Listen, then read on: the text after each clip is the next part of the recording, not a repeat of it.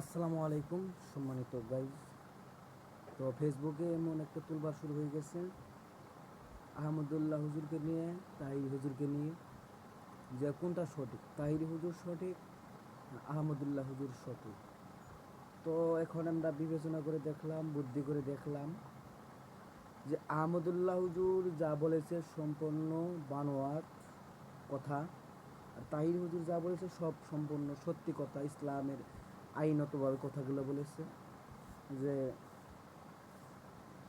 আহমদুল্লাহ শাহিক বলেছে নবী নাকি 40 বছর বয়সে নবুয়ত পেয়েছে, তার আগে কি ধর্ম ছিল, কি ধর্ম পালন করছে। একথা ভুল। আল্লাহ পাক দুনিয়া সৃষ্টি করার আগে, মানুষ সৃষ্টি করার আগে আমার নবীকে সৃষ্টি করেছে। তখন আমার নবী নবী ছিল। আদম মাটিতে আসে নাই, জমিনে আসে নাই, তাও আমার নবী নবী ছিল। নবী শেষ নবী ভাই